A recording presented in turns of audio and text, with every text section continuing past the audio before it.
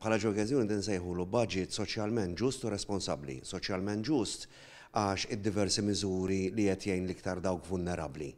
U responsabbli għax kif id-diskors jidher u anke mill-indikazzjoni tal-Ministeru tal-Finanzi li huwa kollu sostenibbli.